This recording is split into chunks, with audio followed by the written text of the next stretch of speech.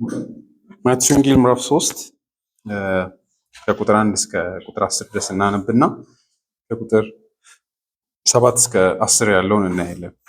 በዚያን ወራት መጥምቁ ዮሐንስ በይሁዳ ምድረ በዳ እየሰበከ መጣ። ስብከቱም መንግስተ ሰማያት ቀርባለችና ንስሐ ግቡ የሚል ነበር። በነቢዩ ኢሳይያስ እንዲህ ተብሎ የተነገረለት እርሱ ነው። በምድረ በዳ የጌታን መንገድ አዘጋጁ፣ ጎዳናውንም አስተካክሉ እያለ የሚጮህ ድምፅ። የዮሐንስ ልብስ የግመል ጠጉር ሲሆን ወገቡንም በጠፈር ይታጠቅ ነበር። ምግቡም አንበጣና የበረሃ ማር ነበር። ከኢየሩሳሌም ከመላው ይሁዳና በዮርዳኖስ ዙሪያ ካለው አገር ሁሉ ሰዎች ወደ ዮሐንስ ይጎርፉ፣ ኃጢአታቸውንም እየተናዘዙ በዮርዳኖስ ወንዝ በእርሱ ይጠመቁ ነበር። ብዙ ፈሪሳውያን ሰዱቃውያን ወደሚያጠምቅበት ስፍራ ሲመጡ ባየ ጊዜ እንዲህ አላቸው፣ እናንተ የእፉኝት ልጆች፣ ለመሆኑ ከሚመጣው ቁጣ እንድታመልጡ ማን መከራችሁ? ለንስሐ የሚገባ ፍሬ አፍሩ። አብርሃም አባታችን ነው በሚል ሐሳብ ራሳችሁን አታታልሉ። እግዚአብሔር ከእነዚህ ድንጋዮች ለአብርሃም ልጆች ሊያስነሳ ይችላል እላቸዋለሁና። እነሆ ምሳር የዛፎችን ስር ሊቆርጥ ተዘጋጅቷል። መልካም ፍሬ የማያፈራ ዛፍ ሁሉ ይቆረጣል፣ ወደ እሳት ይጣላል። እግዚአብሔር ያስተምረን እንጸልይ። እግዚአብሔር አባታችን ሆይ እስከዚህ ሰዓት ድረስ አብረህን ስለነበርክ በቸርነትህ እዚህ መተን አንተን እንድናመልክህ ይህን ቀን እንድንቀድስ እድል ስለሰጠን ስለሁላችንም እናመሰግናለን። ስለበላነው ምግብ ስላሳለፍነው ጊዜ ስም ይመስገን። አሁንም ደግሞ ቃልህን ለመስማት በፊት አለን። በቸርነትህ እነዚህን ቃሎች እንድትገልጥልን እንድታበራልን እንጠይቃለን። ስለ ሁሉ ነገር ስም ይመስገን። በጌታችን በኢየሱስ ክርስቶስ ስም አሜን።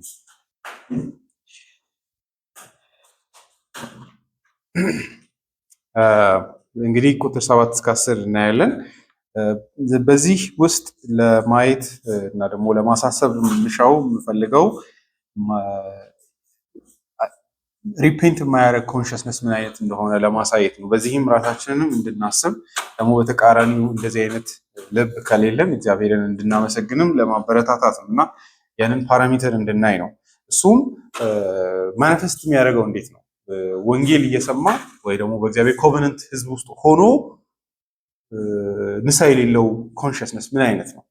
እዚህ ላይ እንደምታዩት እንግዲህ ቅድምም እንዳልኩት ኮንቴክስቱን ማግኘት በጣም ያስፈልጋል። ይሄ ንግግር እየተደረገ ያለው በኪዳን ውስጥ የአብርሃም ልጆች ለሆኑት ሰዎች ነው፣ ወይ ደግሞ ኮቨነንት ውስጥ ላሉ ሰዎች ነው። እንግዲህ እዛው ራሱ እንደምታዩት ቁጥር 9 ላይ አብርሃም አባታችን ነው በሚል ሀሳብ ንስሐ ሳይገባ የሚኖር ህሊና ወይም ደግሞ በእግዚአብሔር እምነትም የሌለው ሪፔንታንስም የሌለው ልብ ማለት ነው እና እነዚህ አይነት ልብ ምልክቶቹ ምንድን ናቸው? ራሱንስ በምንድን ነው ማኒፌስት የሚያደርግ የሚሉትን ነገሮች በማየት እውነተኛ ንስሐ በውስጡ ካውንተር እውነተኛ ንስሐም ደግሞ ምን እንደሆነ ምንን በውስጡ ኢንካፕሱሌት እንደሚያደርግ ወይ እንደሚይዝ ለማሳሰብ እሻለሁ።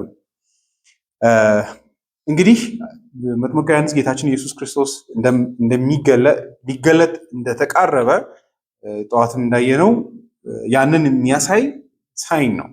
እንደ ፐርሰንም እንደ ግለሰብም ጠዋት እንዳየነው ከኢሳያስ ትንቢትም ተነስተን ስናይ እግዚአብሔር በመጨረሻው ቀን የመንግስቱ ከመገለጡ ከትንሽ ጊዜ በፊት አንድ ኤልያስን የሚመስል ፕሮፌት እና ደግሞ ህዝብን ወደ ንስሐ የሚጠራ አካል እንደሚገለጥና እሱ ተከትሎ ኢሚዲየትሊ መሲሁ እንደሚገለጥ የብሉይ ኪዳን የነቢያት መጽሐፍት ያሳያል። በዚህ መሰረት እንግዲህ ጌታ ኢየሱስ መጥምቁ ዮሐንስን ተከትሎ በአራቱም የወንጌል ምስክርነቶች ውስጥ ዮሐንስ ቅድሚያ ይዞ እናያለን። በዚህም ጌታ ኢየሱስ በነቢያት የተመሰከረለት መሲህ መሆኑን ደግሞ እውነተኛ ከዚህ በኋላ አይሁዳውያን ኃጢአተኞችም እኛም ብንሆን ከዚህ ወዲያ መሲህ ከጌታችን ከናዝሬቱ ኢየሱስ ውጭ መጠበቅ እንደሌለብን ድነትም ሁሉ በእርሱ ውስጥ እንዳለ እንድናይ የሚያሳስብ አይነት ምልክት ሆኖ ፋንክሽን የሚያደርግ አካል ነው እና በዚህ መካከል እንግዲህ ለህዝቡ የእግዚአብሔርን ቃል የሚሰብክ ሰው ነበር። ቁጥር 7 አንድ ልዩ የሆነ ክስተትን ያሳየናል። ብዙ ፈሪሳውያን እና ሰዱቃውያን ወደሚያጠምቅበት ስፍራ ሲመጡ ባየ ጊዜ እንዲህ አላቸው፣ እናንተ የእፉኝት ልጆች ከሚመጣው ቁጣ እንድታመልጡ ማን መከራችሁ? ይህን ክፍል የምንተረጉምበት ማለትም እዚህ ጋር እንግዲህ ብዙ ሰው ለመጠመቅ የመጡ ሰዎችን እንደዚህ እያለ ከሆነ ሙሉ ስብከቴን ይቀይረዋል። አሁን ለምሳሌ እኔ ራሱ የምሰብክበት መንገድ ይቀይረዋል። ግን በደንብ ስታዩት እነዚህ ሰዎች ለመጠመቅ ነው የመጡት አይደለም። እንደዛ ቢሆን የስብከቱን ቅርጽ ይቀይረዋል። ምን ማለት ነው? ቅድም እንዳያችሁት እንግዲህ ሉቃስ ወንጌል ምዕራፍ 7 ቁጥር 29 እስከ 30 ባለው ጌታ ኢየሱስ ሲናገር ሰዱቃውያንና ፈሪሳውያን እንዳልተጠመቁ ነው የሚናገሩ። ሌላው ሁሉ ፓብሊካኖች ኃጢአተኞች መጥተው ሲጠመቁ፣ እነዚህ ግን የዮሐንስን ጥምቀት አልተጠመቁ የንስሐውን ጥምቀት። ምክንያቱ ምንድነው? እዚህ ላይ እንደምታዩት አብርሃም አባት አለን በሚል ማለት ነው።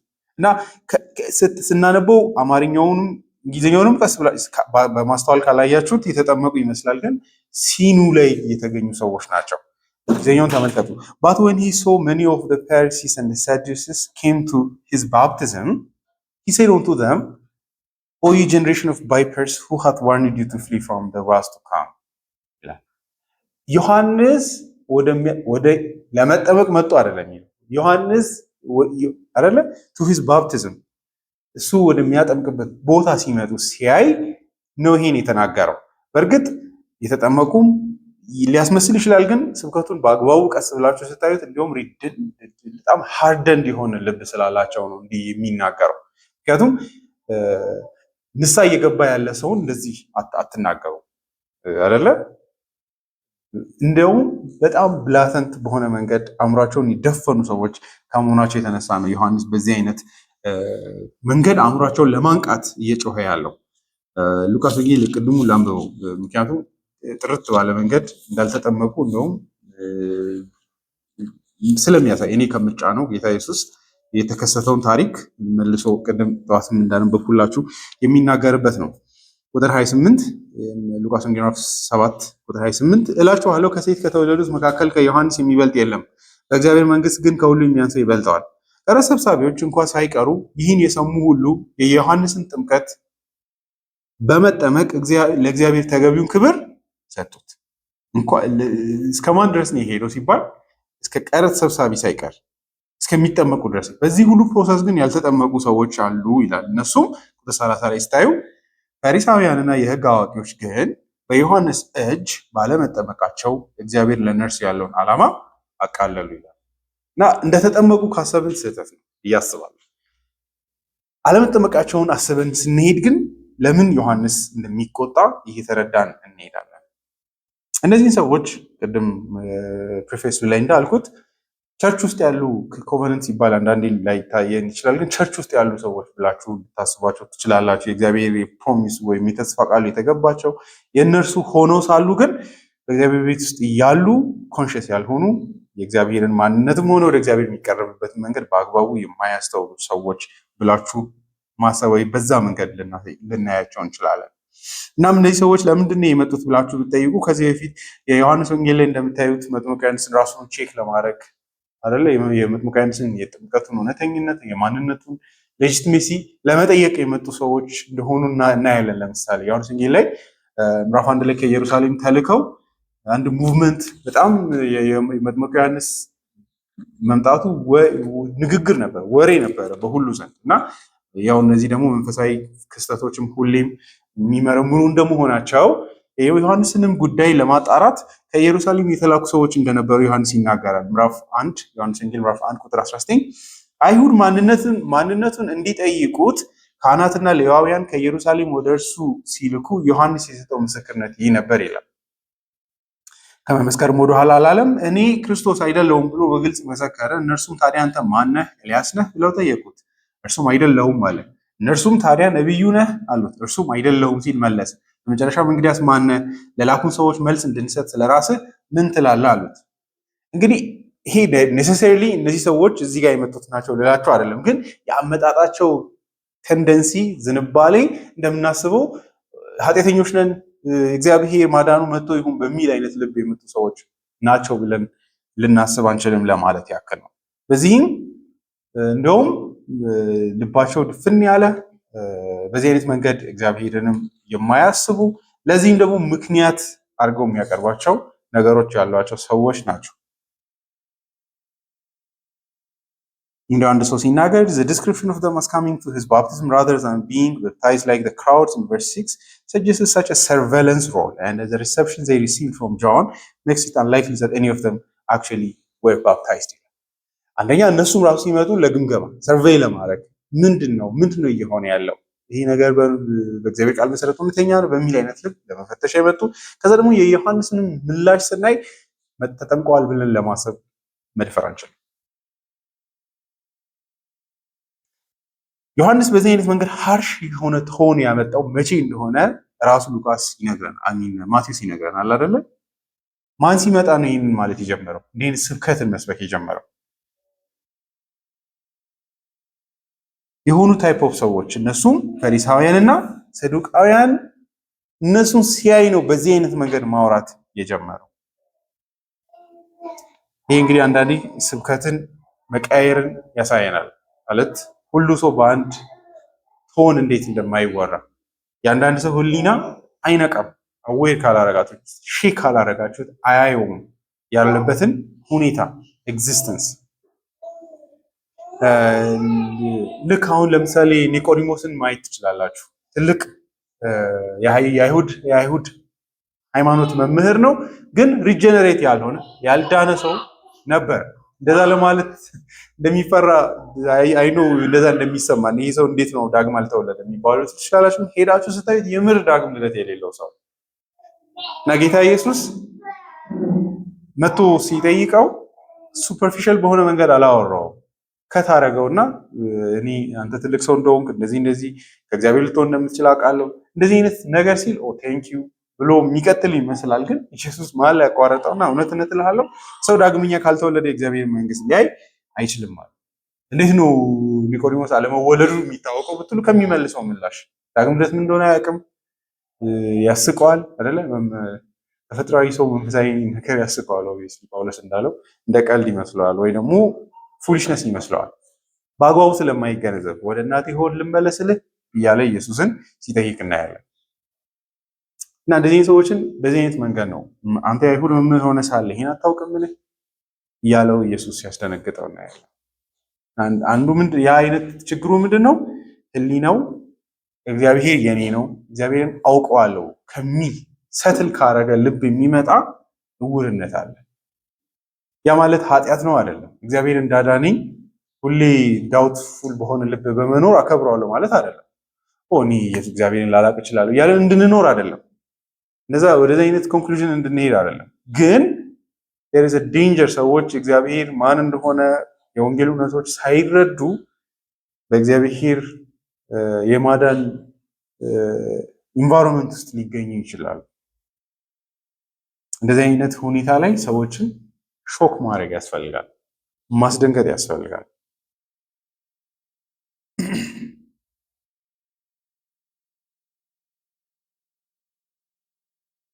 ከሌላው ሰው በባሱ ተርሞች ሊያስደነግጥ የሚሞክረው ዮሐንስ ለዛ ይሄው የመጀመሪያው እናንተ የእፉኝት ልጆች። ይሄ ጭካኔ ይመስላል፣ ግን እጅግ ደግነት ነው። ያሉበትን እተር የሆነ የኃጢአት ኑባሬ ለማሳየት እጅግ ለማሰብ የማይፈልጉትን አይነት ነገር ይላቸዋል። ጌታ ኢየሱስን ትዝ ይላቸዋል። ዮሐንስ ምዕራፍ 8 ላይ ፈሪሳውያንን ሲገልጻቸው እናንተ የዲያብሎስ ልጆች ናችሁ ይላል ፊት ለፊታቸው። ሁሉ ሰይዛቱ ለሆነ ሰው እንደዛ ትላላችሁ እናንተ ሰባኪ ብትሆኑ ቱ ዴር ፌስ። አንዳንዴ በሰርድ ፐርሰን ላወራ እችላለሁ። እንዲህ አይነት ባህሪ ያላችሁ ሰዎች አልዳኑም እንደዚህ ልል እችላለሁ። ግን ሆነ ሰው እያያችሁ አንተ ዲያብሎስ ልጅ ነው ትላላችሁ። ኢየሱስም ዝም ብሎ አይደለም የሚለው እናንተ የዲያብሎስ ልጆች ናችሁ ሲል ምክንያቱም ይሰጣቸዋል። እናንተ እኔ ከአባቴ ተልኬ የማትሰሙ የማትቀበሉበት ምክንያት ሌላ ምንም የለም፣ ከክፉ ስለሆናችሁ ነው ይላል። የምናገረውን እውነት ሁሉ የምትቃወሙት፣ ይህን ሁሉ ነገር የምትጋፉት ከዚህ አይነት ማንነታቸው የተነሳ ነው ይላል። የእርሱን ጌታን ኢየሱስን እንደ መሲህ አለመቀበላቸው ነው የእነሱን ተፈጥሮ ነው። ምክንያቱም ከአብ የሆነ ወልድን ይቀበላል ነው። ወልድን አለመቀበል አብንም አለመቀበል ነው። ልክ እንደዛ አይነት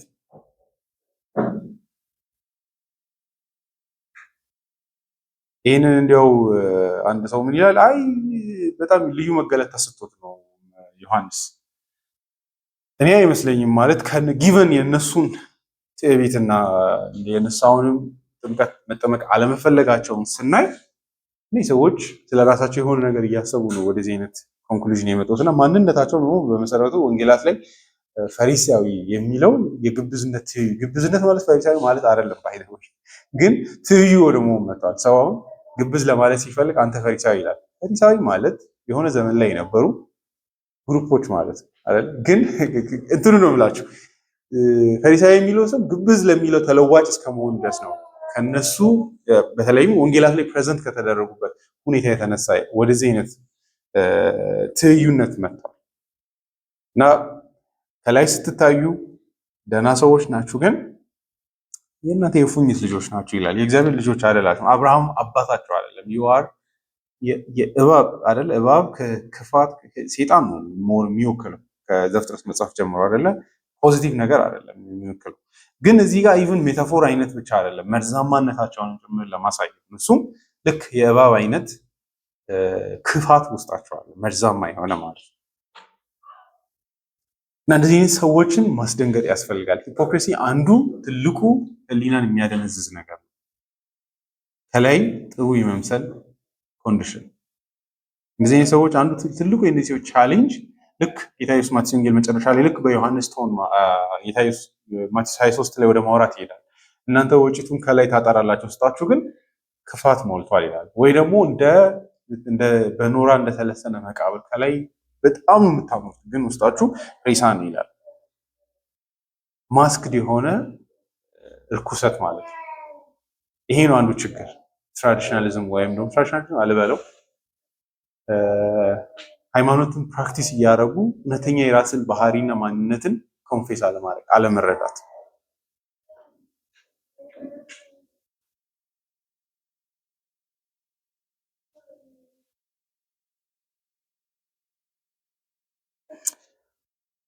ግብዞች በባህሪያቸው ራሳቸውን ያታልላሉ፣ ደግሞም ውጫዊ በሆነ ቅድስና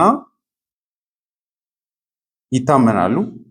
እግዚአብሔር በሁሉ አቅጣጫ እነሱን በፍርዱና በሕጉ ሲያስደነግጣቸውም ለራሳቸው አታላይ የሆነ ፈንሲ የሆነ ኮርነር ይፈጥራሉ። በዛም የእግዚአብሔር ፍርድና የእግዚአብሔር ሕግ እነሱን የማይመለከት እንደሆነ ያስባሉ። አንዱ ማይንድሴታቸው ያ። ይህ ማለት መሰላችሁ በተቃራኒ አንድ ሰው አሁን መጥቶ ፉኝት ቢላችሁ ኦፌንድድ የምትሆኑ ጊቨን ወንጌል የሚያውቅ ሰው እንደዛ ዲስክራይብ ቢያደርጋችሁ የሚቆርቁራችሁ ከሆነ የእናንተም ኮንሽስ ጤናማ ነው። እንደዛ ብላችሁ ሰሩ። አንድ ሰው እናንተን ፉኝት ክፉ ብሎ ቢገልጻችሁ ኦፌንድድ ትሆናላችሁ ወይ? ያው አንዳንድ ሰው ለመሳደብ ሊል ይችላል። አንዳንድ ዝም ብሎ አንድ መንገደኛ ፉኝት ቢለኝ ያለቀው ማለት ነው ማለት ስድብ ይሆናል። ቴዎሎጂካሊ ግን ቢለኝ ኢትስ ኦኬ። እሱ አንዱ ይሄ ህሊናችሁ ይሄን መቀበል የሚከብደው ከሆነ ኢትስ ዴንጀረስ ቢኮዝ ሪያሊ እውነታ ስለሆነ ማለት ነው። ባይ ዘ ወይ ለመጥምቁ ዮሐንስ ከነዚህ ሰዎች ይልቅ ሌሎቹም ንጹህ ስለሆኑ እነዚህ ደግሞ የከፉ ስለሆኑ ብቻ አይደለም። የነዚህ አንዱ ትልቁ ችግር በራሳቸው ውጫዊ የሆነ በጣም ሱፐርፊሻል የሆነ ህግን በመጠበቅ በመታመን እውነተኛ ባህሪያቸውን የማያዩ ሰዎች ናቸው።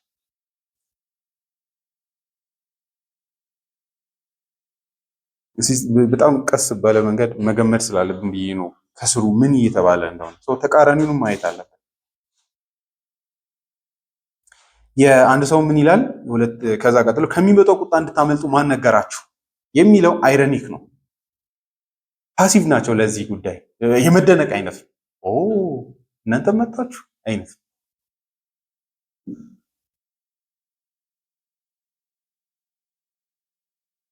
የመደነቅ ትንግርት አይነት የዮሐንስ ንግግሩን ጥያቄው ምንድን ነው? የመገረም አይነት ማን ነገራችሁ? እንዴት አስተዋላችሁ? ይሄን ሲል አስተውሎ ስለመጡ አይደለም፣ አዌክ ለማድረግ ነው። ይህ ይታያችሁ ይሁን አይነት ነው ብላችሁ አስቡ። ባይ ዘ ወይ ይህን ማመን በጣም ብዙ ሰው ብዙ ሰው ብትጠይቁት የሲኦል ማመንን ዳውት ያደርጋል። ብዙ ሰው ማለት ይሄ በጣም ያስደንቀኛል። ምንድን ነው እንደዚህ ማሰብ ችግሩ? እንዲያውም አንብሊቨርስ አይደሉም ብዙ ጊዜ የማያምኑት። በእርግጥ አንድ ሰው ሲኦል መኖሩን ካላመነ ብሊቨር ነው ማለት እንችላለን የሚለውም አለ። አንብሊቨር ስላችሁ ተርሙ ቃሉ እንዳያታለን። ምንድነው የእነዚህ አይነት ሰዎች ምክንያት? ለምንድነው እንደዛ የሚያስቡት?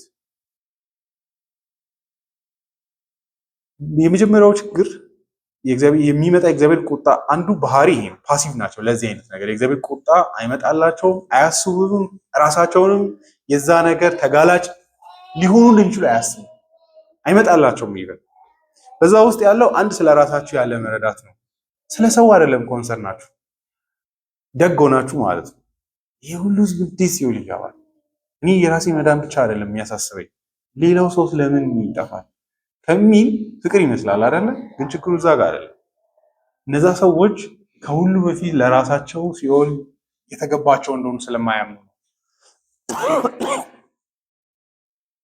ኃጢአታቸው የእግዚአብሔር ቁጣ የተገባው መሆኑን ስለማያምኑ ለሌላው ሰውም እንደዛ ነው የሚያስቡት። ለራሳቸው የሚያስቡትን ነው ለሌላው ፕሮጀክት የሚያደርጉት። ግን ይህን ያህል ክፉ ሰው አይደለሁም። እንዲሁ በህይወት የተበደልኩ አይደለ? በተለያየ መንገድ ቪክቲም ነኝ ህይወት ውስጥ ሀፕን ላደረጉ ክፉ ነገሮች እንጂ ምን አረኩኝ ለዚህ የተገባኝ እንደሆነ። ያ ካለፈ ደግሞ አንዳንድ ሰው ቀጥታ በሲኦል መኖር አምኖ ግን ራሱን ለዛ ቢያብል እንደሆነ ላያስብ ይችላል። እሱም አለ ደግሞ ያ ማለት በሲኦል መኖር ታምናላችሁ፣ ግን እናንተም የራሳችሁን ኃጢአተኝነት ግን ላይታያችሁ ይችላል። እነዚህ ሰዎችም ቤዚካሊ ችግሩ ለዮሐንስም ትንግርት የሚያደርገው ይሄ ነው። ይሄ አይመጣላቸውም። ምክንያቱም የዮሐንስን ጥምቀት መቀበል አንዱ አዌርነስን ያሳያል። ምክንያቱም ጥምቀቱ ራሱ በባህሪው ምንድን ነው?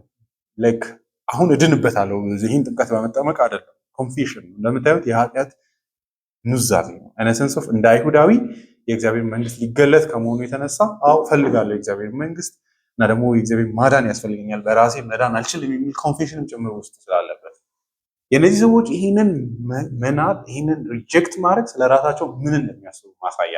ኢሚዲየትሊ ለነገሩ ስለራሳቸው ምን እንደሚያስቡ ይሄ አይነት ቁጣ የእፉኝት ልጆች እንዳልሆኑ የማያምኑበት ምክንያት ምን ስለሆነ ነው? አብርሃም አባት አለን ከሚለው ኮንሽስነስ ነው። ሁለቱም የሚመጣው እፉኝት አይደለሁም የሚመጣው ለሚመጣውም ቁጣ ፓሲቭ የሚሆኑት ወይ ደግሞ ልባቸው የማይነሳሳ ወይ ምላሽ የማይሰጠው አብርሃም አባት አለን ከሚል ዱዌል ካረገ የአእምሮ ልብ ከዛ አይነት መመቸት የሚመጣ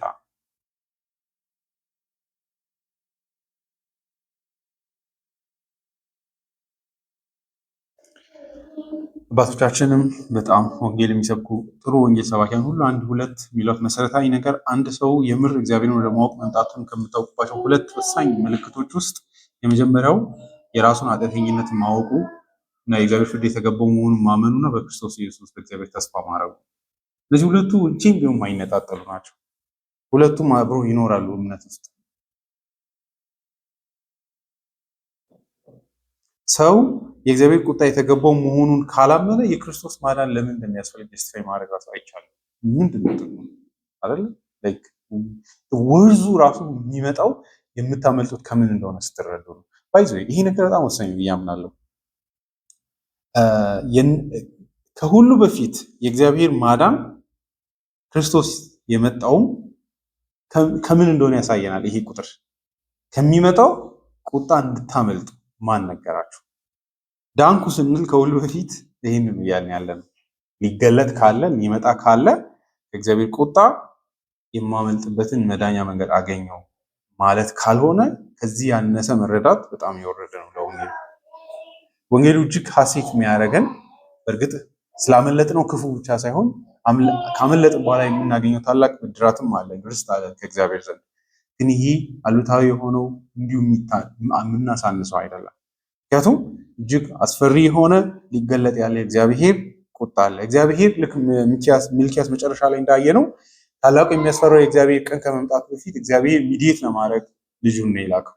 ስለዚህ መምጣቱ አይቀርም ቀኑ። መሀል ላይ እግዚአብሔር ያሳየው የደግነት መንግስት ነው በክርስቶስ ኢየሱስ የተገለጠው እና እነዚህ ሰዎች ለዚህ ራሱ አዌርነስ የሌላቸው መሆናቸው ነው። እዚህ ጋር እንግዲህ አስደናቂ ነገር እናያለን ብዬ አስባለሁ። ቀስ ብለን ቁጥር 8 እንግዲህ የሚያዋጣችሁ እንግዲህ ለንስሐ የሚገባ ፍሬ አፉ። ምን ማለት ነው? እናንተ የእፉኝት ልጆች ከሚመጣው ቁጣ ማን ነገራችሁ? ማድረግ ያለባችሁ ይሄ ነው ይላል። እሱም ቁጥር 8 እንግዲህ ለንስሐ የሚገባ ፍሬ አፉ። እዚህ ላይ እንግዲህ በጥንቃቄ ነው መታየት ያለበት። አንዳንዴ እንደዚህ አይነት ጥቅሶች ላይ ኮራፕት የሆነ ትርጓሜው ደግሞ አሉታዊ በሆነ መንገድ ሰዎች ወንጌሉን ፕሮቴክት እናደርጋለን ይሉና ያበላሻሉ። ምን ማለት ነው ብትሉ መጽሐፍ ቅዱስ ድነት በዚህ ነው የሚልባቸውን ቦታዎችና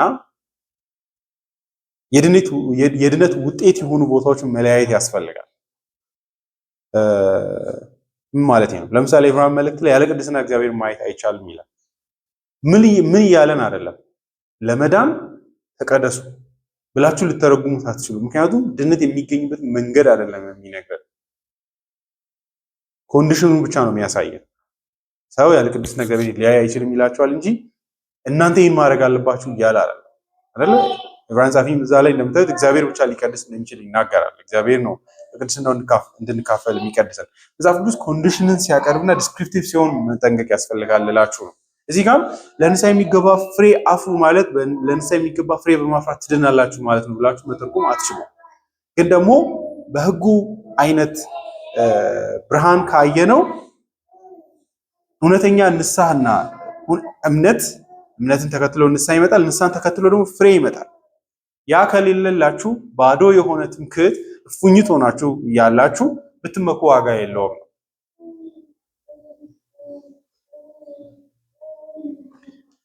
የእውነተኛ ፍሬ ምንጩ ምንድነው? እውነተኛ ንስሐ ነው። እውነተኛ ንስሐ ምንጩ ምንድነው?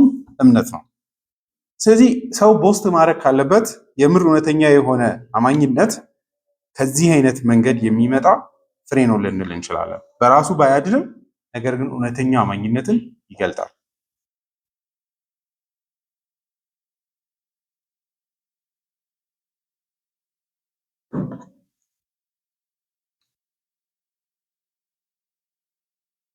በዚህ አንዳንድ ጊዜ መፍራት የለብንም። እኔ አንድ ነገር ማለት የምወደው ይሄ በጣም መጠንቀቅም ያለብን ብዙ ጊዜ ሰዎች በአማኝና በአላማኝ መካከል ያለው ብቸኛ ልዩነት ኢየሱስ የምናምንና የማናምን መሆናችን ነው ይባላል። ኦፍኮርስ ያ ነው ህይወታችንን የሚለውጠው።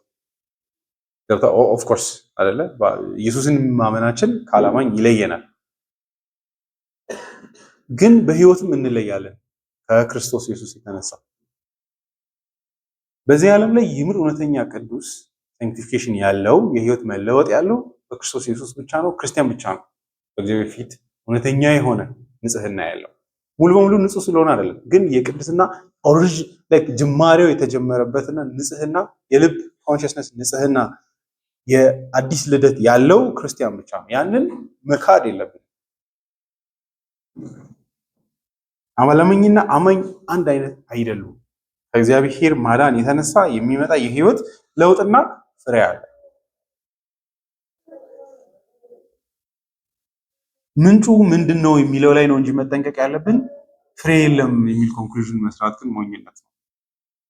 በእኔና በኃጢአተኛ መካከል አንዳች ልዩነት የለም፣ ያው ነኝ፣ ህይወቴ ይኸው ነው፣ ምንም ለውጥ የለም። ግን እግዚአብሔር ይመስገን ኢየሱስን አውቃለሁ ልንል አንችልም። ኢነሰንስ ስላችሁ የምር ኢየሱስን ካወቃችሁ ደግሞ ቼንጅስ ዮር ላይፍ። እውነት ነው። መጽሐፍ ቅዱስ ለዛ ነው በመሰረቱ እውነቱን እናወራ ከተባለ እምነትን ሁሌም የእውነተኛ ቅድስና ውጤት ማለትም ከእውነተኛ ቅድስና ሁሌም እንደሚመጣ ያሳያል። የምር እንደሚፈልቅ ማለት ያንን መፍራትም የለብንም። ምክንያቱም እምነት ኃይለኛ ነገርን ስለምታረግ ማለት ነው። በራሷ ብርቱ ስለሆነች ሳይሆን ከምታምንበት ኦብጀክት የተነሳ የሚመጣ የህይወት ለውጥም ስላለ ማለት ነው። እምነት ሪፔንታንስ ልክ እዚህ ጋር በጣም በሚያስደንቅ ሁኔታ ነው የሚያስተሳሰረው። ፍሬው ከላይ ነው የሚታየው፣ ሪፔንታንሱ ግን ውስጥ ነው ያለው። የአንድ ሰውን የንስሐ ልብን ቀጥታ ልናይ አንችልም፣ አክሰስ ማድረግ አንችልም። የምናየው ከፍሬው። በዚህም ዲፕ የሆነ ካልቪን እንደዚህ ይላል፣ it ought to be observed that good works are here called fruits of repentance. For repentance is an inward matter which has its seat in the heart and the soul, but afterwards yields its fruit in a change of life. But as the whole of this part of doctrine has been grievously corrupted by popery, we must attend to this distinction, that repentance is an inward renewal of man, which manifests itself in the outward life as a tree produces its fruit. ውስጥ ስር ነው ልንለው እንችላለን። ከዛ የሚፈልቅ ፍሬ አለ።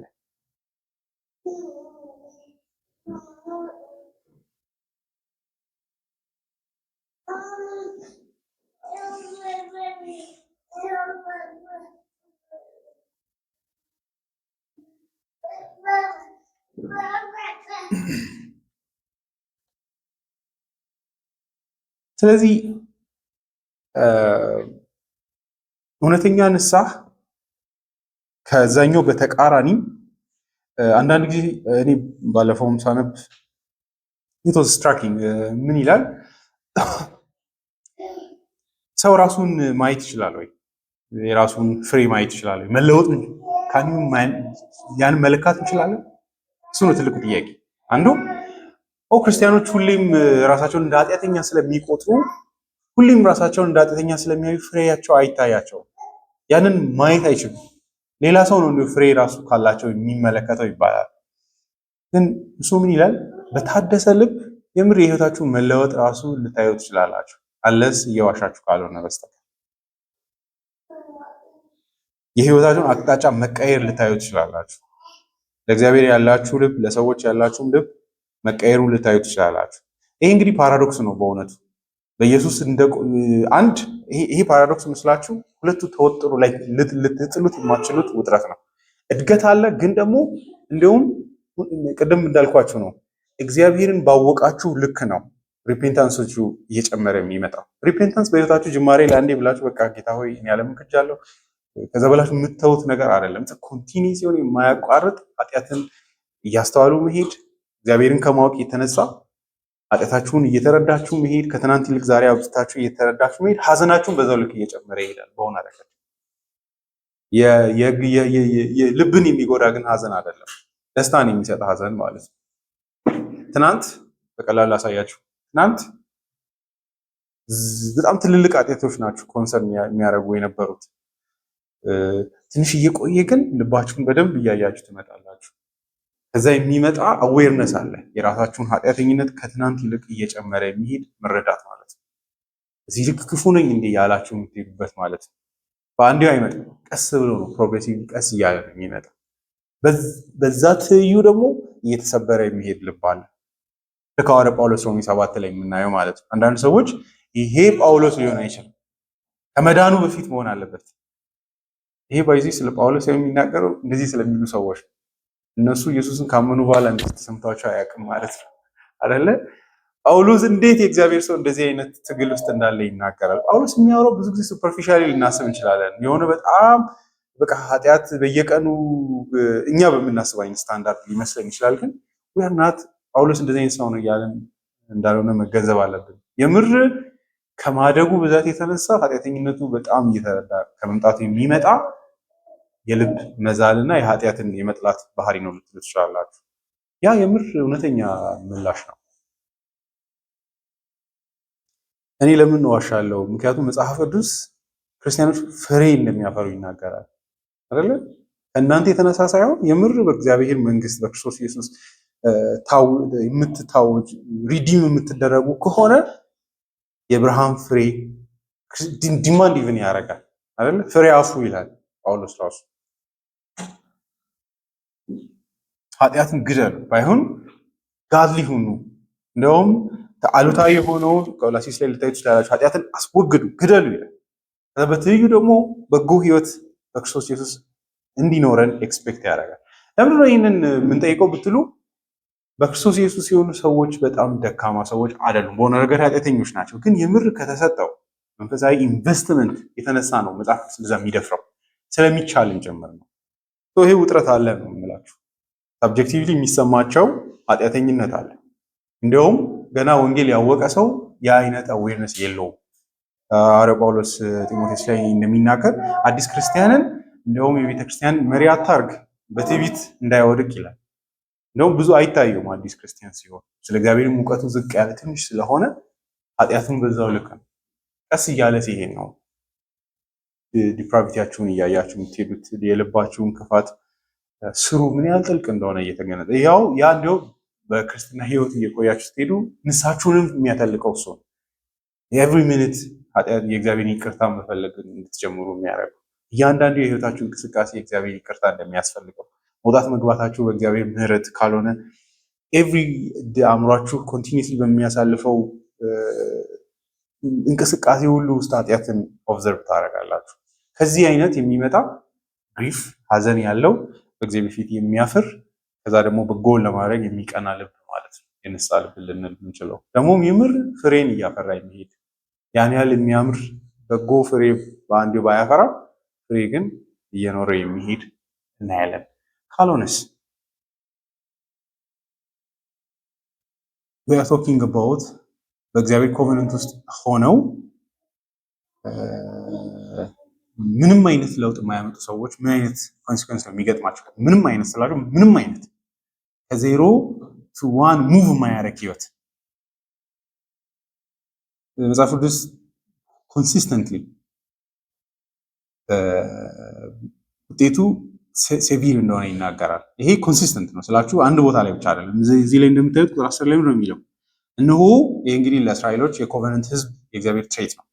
ይሄ ኮቨነንታሊ መታየት አለ በነሰንስ ኦፍ ታሪኩ በሚያድግበት እድገት ውስጥ ይሄ እንግዲህ እግዚአብሔር ፈጽሞታል። የምርም እስራኤላውያንን አብዛኞቹን ቫዮለንት በሆነ መንገድ ነው ካሉበትም ሀገር ያወጣቸው፣ ቤተ መቅደሳቸውን አፍርሶ የበተናቸው ኃጢአታቸውን ከመጥላት የተነሳ ኢንቨስትመንት የእግዚአብሔር ኮቨነንት ኮሚትመንት አለ።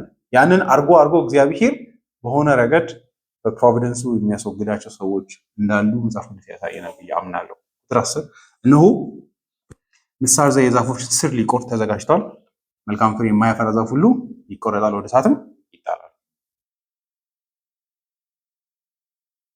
ጌታ ኢየሱስም ዮሐንስ ወንጌል ትዝ ይላቸዋል አይደለ? ኮንሲስተንት ነው ብላችሁ ለዛ ነው መጽሐፍ ቅዱስ እግዚአብሔር በወንጌል ቃል ስብከት በጸጋ መንገዶቹ ኢንቨስት የሚያደርግባቸው ሰዎች ፍሬ ሳያፈሩ ምን እንደሚያደርግ ያሳየናል ብዬ አምናለሁ። ምዕራፍ 15 ቁጥር 1 እውነተኛው የወይን ተክል እኔ ነኝ፣ አትክልተኛው አባቴ ነው። እርሱም በእኔ ያለውን የማያፈራውን ቅርንጫፍ ሁሉ ቆርጦ ይጥለዋል፣ ፍሬ የሚያፈራውን ቅርንጫፍ ሁሉ ግን የበለጠ እንዲያፈራ ይገርዘዋል።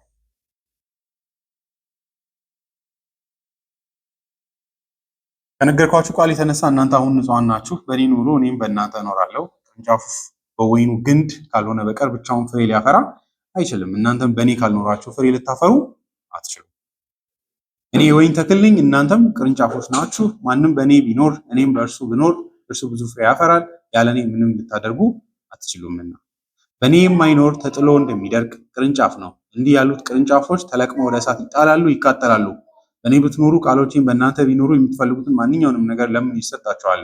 ብዙ ፍሬ በማፍራት ደቀ መዛሙርቴ መሆናችሁን ብትገልጡ በዚህ አባቴ ይከብራል። በጣም ፒውር ስቴትመንት ነው አይደለ? ምንም አደልተሬት ማድረግ የምንችለው አይነት አይደለም። ሰው በክርስቶስ ካላመነ ፍሬ ማፍራት አይችልም።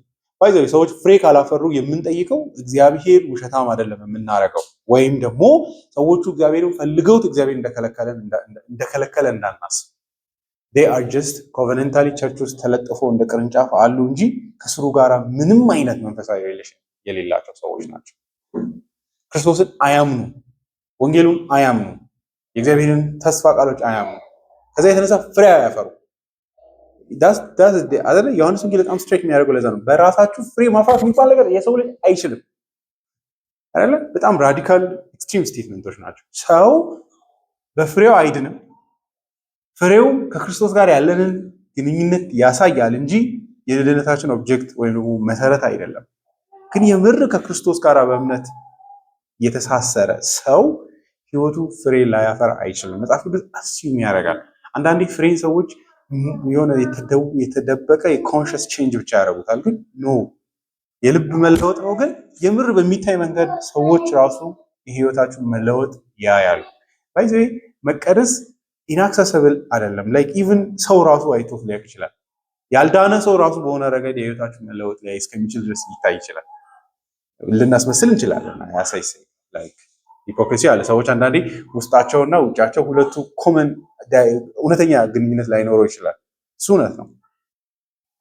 ያ ግን የሰዎችን ውጫዊ የሆነ ለውጥን እንድንንቅ አያደርግም። የምር ወንጌሉ እንደዚህ አይነትን ለውጥን ያመጣል።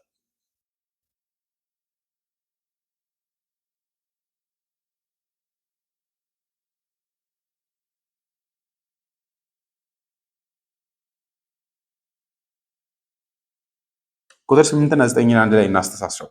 እንደዚህ አይነት ሰዎች ምን አይነት ባህሪ ያላቸው? ፍሬ የማያፈሩ ሰዎች ምን አይነት ባህሪ ያላቸው? እሱን እንመልስ። እንድትረበሹም አልፈልግም፣ እኔም መረበሽ አልፈልግም። ግን ደግሞ የዚህ ነገር አደገኝነት ግን ልናስተውል ይገባል። ኔግሊጀንት እንዳንሆን መጠንቀቅ አለብን። ቁጥር 9 እዚህ አይነት ሰዎች እንዲህ አይነት ህሊና ያላቸው ሰዎች እንዲህ አይነት ባህሪ ያላቸው እሱ አብርሃም አባት አለን በማለት አታስቡ። እግዚአብሔር ከነዚህ ድንጋዮች ለአብርሃም ልጆች ማስነሳት እንደሚችል እነግራችኋለሁ ነው። ዘጠኝ and think not to say within yourselves we have Abraham to our father. For I say unto you that God is able of these stones to raise up a children unto Abraham.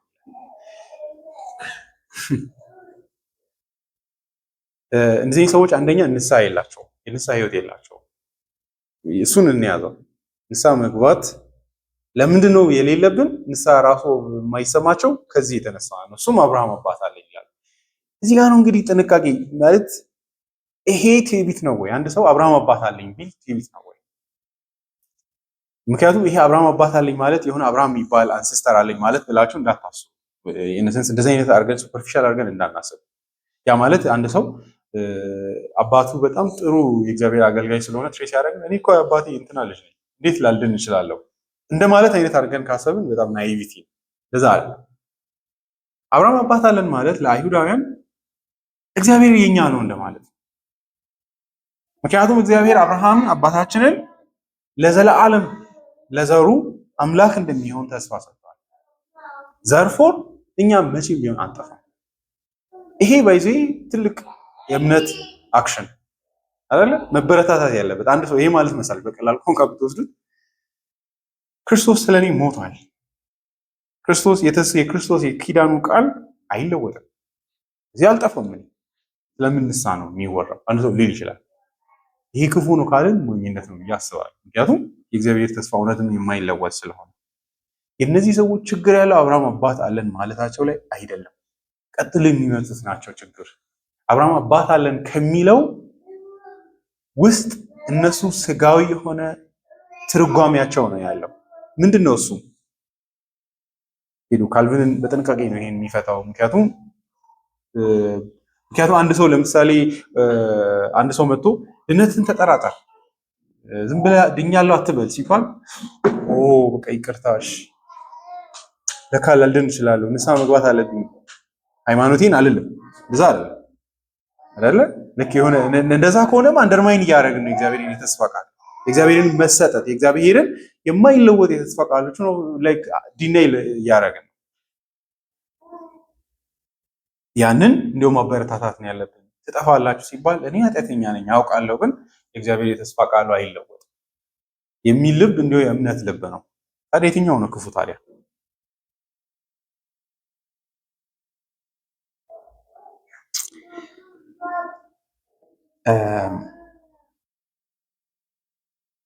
እንደዚህ አይነት ሰዎች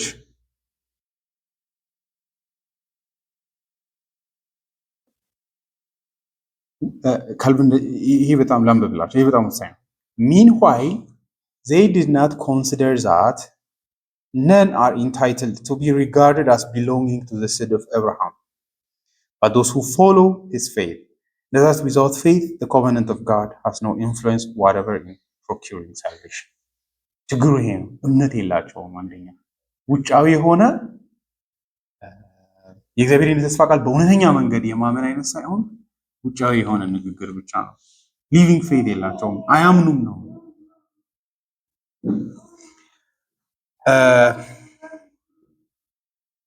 እንዴት ነው የምር ኮቨነንቱን አንድ ሰው ማመኑን ወይ ተስፋ ቃሉን ማመኑና አለማመኑን በምን እናያለን ብትሉ ስለራሱ ባለው ተጨማሪ የምትመጣው ናት ወሳኝ።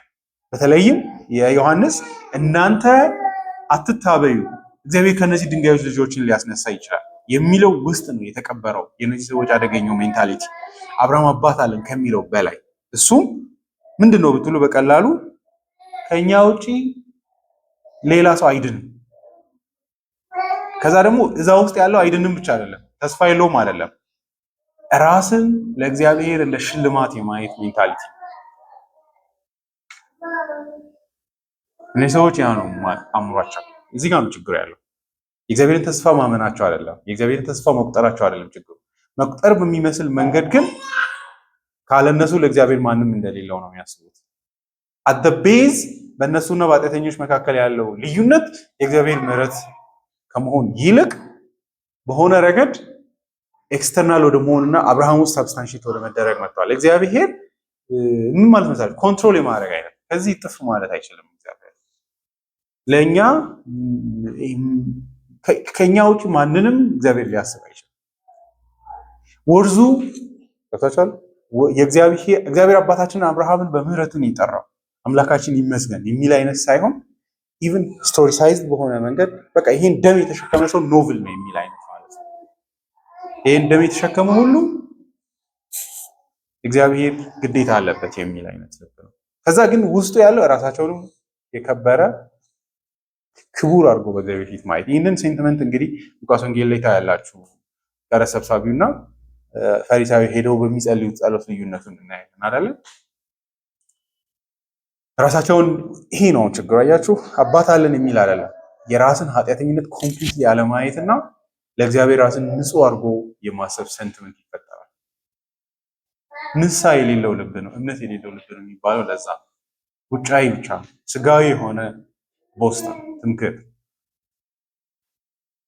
እኔ እንደነዚህ አይደለሁም፣ እኔ እንደዚህ አረጋለሁ፣ ለእግዚአብሔር ንጹህ ሰው ነኝ የሚል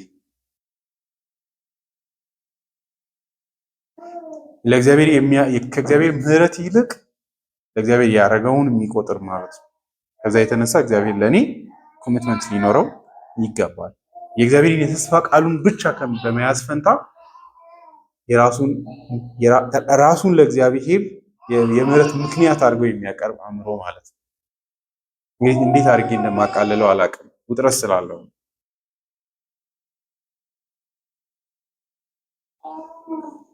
ካልቪን እንደዚህ ይላል፣ እንደዚህ አይነት አእምሮ the Jews flattered themselves with nearly the same pretenses as are now brought forward insolently by the papists ይላል ከሮማን ካቶሊኮች ጋር አንድ በማድረግ There must be some church in the world because it is the will of God that he be acknowledged and his name invoked in the world. But the church can be nowhere else than among us, to whom God has entrusted his covenant. This arrogance was chiefly displayed by the high priestess and by others who had any share of the government or authority. The common people were treated by them as a profane and accused, and as they looked upon themselves as the holy first fruits. Just as in our own day, mitred, bishops, abbots, canons, monks, Sorbonists and every description of priestess, glorying in the proud title of clergy, regard the laity with contempt. This error of relying too much on the promise of God, John exposes and refutes by saying that though God passes by them, he will not want a church. ይሄ እንግዲህ ልብ መጥፎ ነው። ሁሌም የእግዚአብሔርን የተስፋ ቃሎች ኒክድ አድርጎ መያዝ አለ አይደል? ምንም ሳይለጠፍ እግዚአብሔር እኔ ስላረኩት በጎ ምንም አይነት ሳይሆን just because he's merciful በእግዚአብሔር ዘንድ ተስፋ አለኝ የሚል ልብ እውነተኛ ህሊና ልክ ትዝ ይላቸዋል። ይህን እንዲያው በደንብ የሚያሳይ መዝሙር 5 ነው ብዬ አስባለሁ። ዳዊት ኃጢአተኞችን ከገለጸ በኋላ ግን መጨረሻ ላይ የሚሰጣት ለራሱ ወደ እግዚአብሔር ቤት የመግባት ምክንያት ምንድን ነው የሚለው? እኔ ግን በምህረትህ ብዛት ወደ ቤትህ እገባለሁ። ያ አይነት አያቱ ኮንሽስ ማለት የእግዚአብሔር ተስፋ የምር የሚቆጠር ህሊና ያ ነው። ወደ ራሱ ማይስብ ማለት እዛው እግዚአብሔርን just because ካንተ ምህረት ውጪ ሌላ ራሽናላይዜሽን የለም at the core ማለት ነው። ኢቭን የተስፋ ቃሎቹንም ወስደን አብርሃም ሰጥ እንዲህ ብላችሁ እግዚአብሔር ብቻ ነው የሚቀረው just his mercy እና his will ማለት ነው። እንዲሁ ራሱን እየሰጠ መሆኑ ብቻ ምክንያት አድርጎ የሚያስብ ማለት ነው። ያ ሊና ካለን መልካም ገብቷችኋል። አንድ ሰው መጥቶ ለምን የምትድነው ለምን እድናለሁ የምትለው ከእግዚአብሔር ፓብሊክ ከሆነ የተስፋ ቃል ዲክላሬሽን የተነሳ ኃጢአተኞችን እቀበላለሁ ስላለው ሌላ ምንም ምክንያት የለኝም የሚል ማለት ነው። የራሱን ባዶነት ኃጢአተኝነት ኮምፕሊት በሆነ መንገድ የሚያይ ከዚህ እግዚአብሔር ምሕረት ደግሞ በተቃራኒው በሙላት የሚመለከት ህሊና ማለት ነው። እሱ ካለን ደስ ይበላል። ከዚህ ያነሰው ግን ከክፉ ነው። ያንን በፈሪሳውያንና በሰዱቃውያን በመጽሐፉ ሙሉ ውስጥ እንመለከታለን። ስለ ራሳቸው ያላቸው መረዳት፣ ስለ እግዚአብሔር ደግሞ ያላቸው መረዳት። እግዚአብሔር ኃጢአተኞችን ሲቀበል ይረብሻቸዋል። እነዚህ ሰዎች ከሆንን መጥፎ ነው አይደል? እነዚህዎች ልናያቸው ነው ያለ ነው። ኃጢአተኞች ኢየሱስ ጋር ሲመጡ የምር ዴቨርስ ላይክ እንዴት እንደዚህ ከነዚህ ሰዎች ጋር ይቀመጣል? እንዴት እኛ ውስጡ ግን ምን አለ? እኛ የአብርሃም ልጆች እኛ ጋር ግን ዲዘርቭ ያደርጋል። አያችሁ ሜንታሊቲው ያ ህሊና የብዙ ሰው ህሊና ሊሆን ይችላል። ብዙ ሃይማኖቶች ይሄ ህሊና አላቸው። ዛሬ እንደዛ አይደል? ባይዘው በደንብ ማየት አለብን። አይታችሁ ከሆነ ሮማን ካቶሊኮችን፣ ኢስተርን ኦርቶዶክሶችን አይታችሁ ከሆነ ኢንታይትልመንት ነው ያላቸው፣ ቴዎሎጂ አይደለም ያላቸው አይደለ? እናት ቸርች እኛ ነን ይሏቸዋል። ለምን ሲባል እግዚአብሔር እኛን እንደማይተወን ቃል ገብቷል። እኛ ጋር ማይሆን አይድንም የሚሉት ሮማን ካቶሊኮች እኛን አትድኑም ይሏቸዋል። ሮማን ካቶሊክ ስትሆኑ ደግሞ ወደ እናት ቸርች ኒው ይላሉ። ኢስተርን ኦርቶዶክሶች ደግሞ ያው እነሱ እኮ 1054 ላይ ነው የተለያዩት። ኢስቶች ወደዛ ወስት ወደዚህ። ኢስቶች ምን ይላሉ? ከእናት ቸርች ወጥተው ጠፍቷቸዋል፣ ኑ ተመለሱ ይላሉ። ሮማን ካቶሊኮች ደግሞ እኛን እግዚአብሔር ተስፋ ቃሉ ለፒተር እና ለሱ ፐርፐል ለሆነ ኦቶሪቲ ነው፣ ወደዚህ የማይመጣ አይደለም። ኢቭን አያችሁ ሪፎርመሮቹ ልዩነታቸው ይሄ ነው። ባይ ቨርቹ ኦፍ እንደ ቸርች ኦርጋናይዝድ ሆነ ኤግዚስት ስላደረግን የተስፋ ቃሉ የኛ ነው ሳይሆን የእግዚአብሔር እውነተኛ የተስፋ ቃሉን ክሌም ካረግን ብቻ ነው የእግዚአብሔር ሕዝብ ልንሆን የምንችለው። ሌላ ምንም ምክንያት የለም። የኛ የማይቋረጥ ቴዎሎጂ እዚህ ጋር ማርያም እያመለካችሁ ኢት ዶዝንት ማተር። ኢቭን ቴዎሎጂ ቢበላሽም እኛ ጋር ካልተቀመጣችሁ አትድኑ። ሙሉ ኢቭን እስላም ለምን አንሆንም? አት ዘ ኤንድ ኦፍ ዘ ዴይ ኢት ዶዝንት ማተር። በእርግጥ እኛ እንሳሳት፣ እግዚአብሔር ይመልሰንና ይስተካከላል ይላሉ። ግን ሳይስተካከል ኖሯል። ምን እናርግ አይደለ? አያችሁ ይሄ አይነት ኤክስተርናሊዝም አለ። የእግዚአብሔርን ተስፋ ቃል በእውነተኛ በወንጌል የተስፋ ቃሎች ከመያዝ ይልቅ ይህ አይሁዶች ሜንታሊቲ ነው አሁንም ቸርች ላይ አፈን ያደረገው ነው። ኢንታይትልመንት ማለት እግዚአብሔር እኛን ጥሎ የትም ሊሄድ አይችልም። እግዚአብሔር ደግሞ በመሰረቱ ስለሚተው አይደለም፣ ሰዎች ናቸው እግዚአብሔር የሚተውት እንጂ እግዚአብሔር ከቸርች ርቆ በተስፋ ቃሉ እርሱን ከሚጣበቅ እሱ ጋር ተለያይቶና ትቶትም አያውቅም። እግዚአብሔር እንደዚህ አይነት ቸርቾችም ትቶም አያውቅም፣ ኖረዋል፣ ወደፊትም ይኖራሉ። እንደዚህ አይነት ቸርቾች ግን ይሄ ሰንቲመንት አለ ልላችሁ ነው። ድራግ ያደረግና እርኩስ የሆነ ህይወት እየኖረ አይደለ? እጅግ ቫዮለንት የሆነ አመጽ ውስጥ እየኖረ ኢቭን ፕራክቲካሊ ነው የምላችሁ እና ጀስት ቴዎሎጂካሊ ብቻ ባይዘ ሮማን ካቶሊኮች እኮ እንዴ የእንትና አጥንት ተብሎ እኮ ሄዳችሁ ትጎበኛላችሁ። ደግሞ ማንም ሳይኮን የቸርች ፓፓል ኦቶሪቲው አንድ ነገር ሳይናገር ኢቭን ኃጢአት ነው ምናምን ብሎ አይናገሩም። ሄዳችሁ የኢየሱስ የተራመደበት ሰንት ቢስሊካ ተብሎ ኢየሱስ የወጣው ደረጃ ምን አለው? ኢየሱስ ደረጃውን እሱ የወጣበት ስለወጣው ነው ምንድነው? የምር ሪዲክልስ እኮ ይሄ አይነት ኮራፕሽን እና ይሄን አይነት አይዶላትሪ ፕራክቲስ እየተደረገን ሰዎች አብርሃም አባት አለን ሊሉ ይችላሉ። ስለዚህ እኛ ንስሐ አያስፈልገንም እምነትም አያስፈልገንም ኢቭን ሊሉ ይችላሉ። ኢቭን ባይ ዘ ዌይ ዩ አር ሴቭድ ባይ ዘ ቸርች ነው የሚሏቸው በድፍረት ራሱ። ኦፍ ኮርስ በክርስቶስ ቸርች ውስጥ በመሆን ነው፣ ግን ቸርች አይደለም የምታድነው። በክርስቶስ ቸርች ውስጥ ክርስቶስ ላዳንን መጠን እንኖር ይሆናል እንጂ እንኖራለን እንጂ የትኛው ቸርች ናት እያዳነችኝ ያለ አይደለ? ይሄ ሪል ትሬት ነው። አይታያችሁ ሰዎች እንደዚህ አይነት ሂፖክሪሲ ላይ ሊደርሱ ይችላሉ። እንዲህ አይነት ኢንታይትልመንት ማለት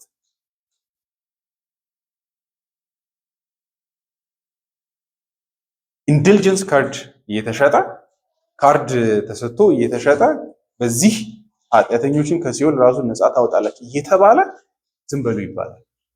ሪሊ ምንድነው ዝም የሚያሰኘን? እንደዚህ አይነት እውነት አለ። ይሄ ነው ርኩሰት ማለት አይደል? you should feel that እንደዛ ነው።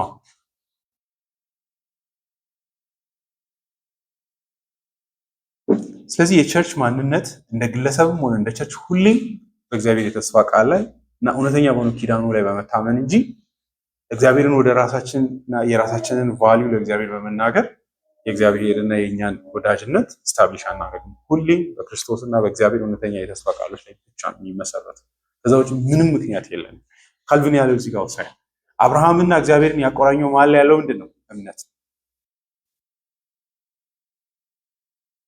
በኋላ የአብርሃም ልጆች ነን የሚል ማንንም ከእግዚአብሔር ጋር የሚያገናኘው ብቸኛዋ ሰንሰለት ምንድን ናት? ገመድ ብትሉ እምነት። እነዚህ ሰዎች ግን እምነት ሳይኖራቸው ውጫዊ የሆነ ሱፐርፊሻል ክሌም ግን ሊኖር ይችላል። ሰዎች ክርስቶስን የመዳናቸውን ምክንያት ሳያረጉ ሌሎች ምክንያቶችን ሊሰጡ ይችላሉ። ዋልተር ማርሻል የሚለው ይሄን አንዱ ምሳሌ ሲሰጥ ሰዎች ለምንድን ነው የምትድነው ሲባል ያሉበትን አካባቢ መዳናቸው ምክንያት ሊያደርጉ ይችላሉ። ይሄን አረጋለሁ ዲፕ ዳውን ኢየሱስን ላይ ይጠሩ ይችላሉ። ያ እንዳይሆን የልባችን ድፍረት። ስለዚህ አንዱ ህሊና እንደዚህ አይነት ከእውነተኛው ዛፍ ጋር እውነተኛ ትስስር ከክርስቶስ ጋር በእምነት የለውም። ከላይ ብቻ የሚጣበቅ በቸርች ፕራክቲስ ውስጥ ብቻ ከክርስቶስ እና ከቸርች ጋር የሚቆራኝ ግን እውነተኛ በሆነ መንገድ በእምነት የማይቀርብ ህሊና ሊኖር ይችላል። እንግዲህ እንደምታውቁት ቁጥር 10 እነሆ ምሳሌ ዛፎችን ዛር ሊቆርጥ ተዘጋጅቷል፣ መልካም ፍሬ የማያፈራ ዛፍ ሁሉ ይቆረጣል፣ ወደ እሳትም ይጣላል። ይሄ ሂስቶሪካል ትንቢታዊ ንግግር ነው። እስራኤላውያንን እያስጠነቀቃቸው ነው። ራሳቸውን የእግዚአብሔርን ተስፋ ለመቀበል እንዲያዘጋጁና አሜን ብለው እንዲመለሱ ከሚሄዱበት የክፋት መንገድ ያንስላችሁ። ያለማመን ደግሞ የእውነት የህይወትም ደግሞ ክፉ ልምምድ እንዲመለሱ እግዚአብሔር እየጠራቸው ነው። ካልሆነ ግን የእግዚአብሔር ፍርድ ደርሶ እንዳለ እንግዲህ ዛፍ ልክ እንዳለ ከታች ምሳሩን ሊቆርጥ ተዘጋጅቶ ነው ያለው። ላይክ ኢትስ ጀስት ዋን ሙቭ ናት ለመቁረጥ የቀረችው ብሎ እያስጠነቀቀ ነው። እንደምታውቁት አይሁዳውያን መሲሁን ባለመቀበላቸው የእግዚአብሔርን ማዳን ባለመቀበላቸው ጊዜው ደርሶ የአብርሃም ኮቨነንቱ ተስፋ ሲመጣ ስላልሰሙ እንደተቆረጡ እናያለን። ይህ እንግዲህ ለእኔ አሁን ባለው የቸርች ዲስከሽን እጅግ ወሳኝ ነው። አይሁዶች የእግዚአብሔርን ተስፋ ቃል የመጨረሻ እድል ሲሰጣቸው ሳይቀበሉ እግዚአብሔር የተዋቸው ከሆነ ሮማን ካቶሊኮች ከአይሁዳውያን የተሻለ ምን ክሌም አላቸው? እግዚአብሔር የኛ ነው ለማለት። ኢስተርን ኦርቶዶክስስ በዚህ ሪፎርም ኑራቸው ስትቆዩ አንዱ ፌስ የምታደርጉት ይህን ዲስካሽን ስለሆነ ነው። የቸርች ጥያቄ ማለት። ስለዚህ ምንድነው ሁሌም መረዳት ያለብን ሰው እግዚአብሔርን በእምነት እውነተኛ የሆነውን የወንጌል እውነትን በመቀበል እንጂ ውጫዊ በሆኑ መንገዶች ከእግዚአብሔር ጋር ግንኙነት አይኖረውም። እንደዛ ከሆነ ደግሞ እግዚአብሔር እነዛን ህዝብ እንደተወ ዛሬም ጳውሎስም ሮሜ ምዕራፍ 11 ላይ የሚያስጠነቅቀው እሱ ነው። ላይክ አይሁዳውያን ተቆረጡ ብለህ ትስቅ ይሆናል፣ ግን አንተም ተጠንቀቅ ይላል አይደለ? እንደ ቸርችም ማለት ነው። የጀንታይል ቸርቾችን ነው የሚያስጠነቅቀው አይደለ? እንደዛ ሮሜ ላይ ያለው ላምብላችሁ የፐርሲኪዩቲ ኦፍ ምንድን ነው የሚባለው? ፐርፔቲዩቲ ኦፍ ዘ ቸርች ስንል ቸርች አትቋረጥም ስንል አንድ የሆነች ኦርጋናይዝድ የሆነች ቸርች መቼም ቢሆን ምንም አትሆንም ማለታችን አይደለም። የእግዚአብሔር እውነተኛዋ ቸርች መቼም ቢሆን አጠፋም። የእግዚአብሔርን በእውነተኛ መንገድ በተስፋና በእምነት የሚቀርቡ ግን ካላመኑ ምንም ማንም ክሌም ማድረግ አይችልም። እግዚአብሔር ተስፋ ቃል ካልቆጠረ ላምብላችሁ ሮሜን አንብቤ ይጨርሳለሁ። ሮሜ ምዕራፍ 10 ላይ ጳውሎስ ንጽጽሩን እንድታዩ ነው ማስጠንቀቂያው ከየት እንደሚያመጣው። ለእኔ የትኛውም ቸርች ከአይሁዳውያን በላይ ለእግዚአብሔር የኮቨነንት ክሌም የለውም። ምክንያቱም ወንጌል ራሱ ቀድሞ የተበሰረው ለእነሱ ነውና። ምዕራፍ 10 ላይ ጳውሎስ ምዕራፍ 11 ላይ ጳውሎስ እንዴት እንደ የመጨረሻውን ግሳጼ ወደ አዛብ ቸርች ነው የሚያዞረው፣ ወደ ጀንታይል ቸርች። የሮሚ ቸርች ሞሮለስ አዛቦች የሚበዙበት ነው። ምዕራፍ 11 ቁጥር 17 ጀምሮ ላንብብላችሁ፣ በዚህ ይዘጋለሁ። ከቅርንጫፎቹ አንዳንዶቹ ቢሰበሩ አንተም የበረሃ ወይራ ሆነ ሳለ በሌሎች መካከል ገብተህ ከተጣበቀ እና ከወይራው ዘይት ስር የሚገኘውን በረከት ተካፋይ ከሆነ። እንግዲህ ዋናው ዛፍ ማን ነው? የኢየሱስ ነው ግንዱ። ከኦልድ ቴስታመንት ጀምሮ በአይሁድ ሕዝብ መካከል የመዳናቸው ምክንያት ሆኖ የነበረ ግን ቅርንጫፎቹ አንዳንዶች ምን ነው የእኛ ቦታ ዳይሬክት ስፔስ አይደለም በወንጌሉ እውነቱን ለመናገር ያን ስላችሁ አመጣጣችንን ለመናቅ አይደለም፣ ግን እውነታው ያ ነው። የበረሃ ወይራ ነበረ። ዛፎቹ ላይክ ዋናው ዛፍ ላይ ተጣብቀን ሄዳን ነው። ታምብል እንድንሆን ነው ጳውሎስ እንደዚህ የሚያወራው። ኢቭን ቦታችን ኮታው በእነሱ አንዳንዶች ያንን ኢንታይትልድ የሆነውን የኮቨነንቱን ተስፋ ስለተውት እግዚአብሔር በነዛ ቦታዎች ነው እናንተን ያስገባችሁ ይላል። ከቅርንጫፎቹ አንዳንዶች ቢሰበሩ አንተም የበረሃ ወይራ ሆነ ሳለ በሌሎች መካከል ገብተህ ከተጣበቅና ከወይራው ዘይት ስር የሚገኘው በረከት ተካፋይ ከሆነ በእነዚያ ቅርንጫፎች ላይ አትኩራራ። ብትኮራ ግን ይህን አስተውል፣ አንተ ስሩን አትሸከምም፣ ስሩ ግን አንተን ይሸከምሃል እንጂ። እንግዲህ ቅርንጫፎች የተሰበሩት እኔ እንድገባ ነው ትል ይሆን? ትክክል ነው። እነርሱ የተሰበሩት ካለማመን የተነሳ ነው። አንተም በእምነት ቆመሃል፣ ፍራ እንጂ ትዕቢተኛ አትሁን። እግዚአብሔር በተፈጥሮ ቅርንጫፎች ለሆኑት ካልራራላቸው፣ ትሩሊ በኮቨነንቱ ኢንታይትልመንት ላላቸው ካልራራላቸው፣ እኛ አዛቦች ነን። ወይዘር ዜቢ ኤስተርን ኦርቶዶክስ ሮማን ካቶሊክ ቢባል ራሱ ማለት አይደለም፣ ሁላችንም ጀንታይል ነን። እግዚአብሔር በተፈጥሮ ቅርንጫፎች ለሆኑት ካልራራላቸው ለአንተም አይራራልህምና ምን ከሆነ ቁጥር 22 እንግዲህ የእግዚአብሔርን ቸርነትና ጭካኔ ተመልከት። ጭካኔውም በወደቁት ላይ ነው፣ ቸርነቱ ግን በቸርነቱ ውስጥ እስካለ ድረስ ለአንተ ነው። ያለዚያ ግን አንተም ትቆረጣለህ። እነርሱም ባለማመናቸው ጸንቶ ባይኖሩ ተመልሰው ይገባሉ፣ እግዚአብሔር መልሶ ሊያስገባቸው ይችላልና። የበረሃ ከሆነው የወይራ ዛፍ የተቆረጠና ተፈጥሮ ወዳልሆነ ወደ መልካሙ የወይራ የገባ ከሆነ በተፈጥሯቸው ቅርንጫፎች የሆኑት እነዚህ ወደ ራሳቸው ወይራ ዛፍ መግባታቸው ምን ያህል ይሆን? ይሁን ስቴትመንት አይደለም። ካን ኢማጂን ማሰብ አንችልም ወይ አይነት ነገር ይላል። ለምንድን ነው ይሄን ያመጣሁት ብትል የምር ዮሐንስም እያወራ ያለው እንደ ህዝብም ጭምር ነው ለአይሁዳውያን አብርሃም አባት አለ ለሚሉ ማለት ነው። ይህ እኛንም ሊያስጠነቅቀን ይገባል እላችሁ ነው። ኮንሸሳችን እግዚአብሔርን በጸጋውና በምህረቱ ከዛ በእምነት ብቻ ከእርሱ ጋር የኮቨነንት ትስስር እንዳለን እንጂ ውጫዊ የሆኑትን ነገሮች እንዳንቆጥር መጠንቀቅ አለብን። ህሊናችሁ በዚህ አይነት መንገድ ፋንክሽን የሚያደርግ ከሆነ አይደለ እኔ ጎበዝ ነኝ፣ እኔ በጣም ቤስት ሆነው የቸርች ግሩፕ መጥቼ እኔ ዳንኮት ኦፍኮርስ ቤስት ሆነው ግሩፕ ነው የመጣው። ይሄ አንዱ ማኒፌስቴሽን እንዳይሆን ግን ይህ ኦብጀክት ኦፍ ግራውንድ መሆን የለበት። አት ኤንድ ጌታ ኢየሱስ ስለወደደኝና እግዚአብሔር በምህረቱ ስላሰበኝ እዚህ መጥቻለሁ። እዚህ የመኖሪ ምክንያት በክርስቶስ ኢየሱስ የመገኘት ምክንያት የእግዚአብሔር ባዶ የሆነ ኔክድ የሆነ ፍቅርና ምህረት ብቻ ነው። ይሄ አይነት ህሊና ካላችሁ ደስ ይበላችሁ። እግዚአብሔርን አመስግነን እንጨርስ።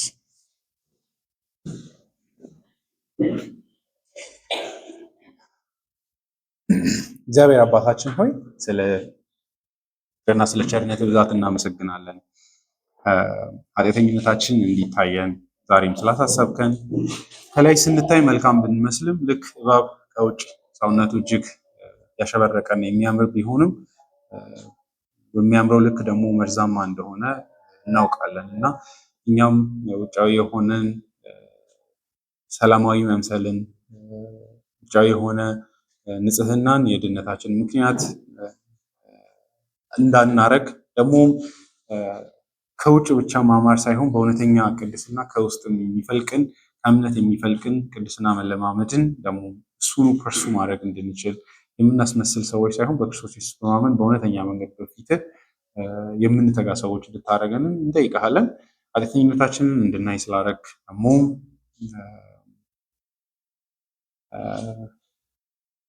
ፍርድህን የተገባን እንደሆንን ቁጣ የተገባ እንደሆንን እንድንገነዘብ ነገር ግን በልጅ በክርስቶስ ኢየሱስ ምሕረትህ የተዘረጋ መሆኑን እንድናስተውል ከሚመጣው ቁጣ ለማምለጥ አስተውለን ወደ ልጅህ እንድንመጣ አይኖቻችንን ስላበራህም ደግሞ እናመሰግናለን።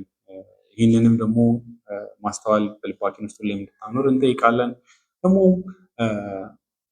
ትምክህታችን ሁሌም አንተ እንድትሆን ያንተ ተስፋ ቃልና አንተ ብቻ እንድትሆን የመዳናችን ምክንያት ወደ ታች ወደ ምድር አውርደን የተለያዩ ስጋዊ የሆኑ መርሆችን የመዳናችን ከአንተ ጋር ያለን ትስስር መሰረት እንዳናረግ ባይሆን የማይለወጠው ዘላለማዊ የሆነውን የተስፋ ቃሎችን እና ኪዳንህን በልጅ በኩል ያሉትን አጥብቀን በመያዝ በፊትህ በዚህ አይነት እምነት በመድፈር እንድንመላለስ በራሳችን አንዳች የሌለን አንተ ፊት ለመቆም ምንም የሌለን እንደሆነን በማስተዋል እጅግ የደረቅን አንተ በምህረትህ ያለመለምከን ደግሞ አሁንም በፊትህ እንድንኖር ያደረከን መሆኑን በመገንዘብ በፊትህ በትህትና እንድንመላለስ እንድትረዳን ደግሞ ኃጢአተኝነታችንን አብዝተን እየተረዳን በንስሐ ሕይወት እንድንመላለስ ደግሞ በልጅ በክርስቶስ ከእውነተኛ ልብ ቅንነት የሚፈልቅ ከእምነት የሚወጣን የሕይወትን ፍሬ በፊትህ ማሳየት እንድንችል ዘንድ በእምነት በፊት እንድንመላለስ ሁላችንም እንድትረዳን እንለምናለን። በጌታችን በኢየሱስ ስም አሜን።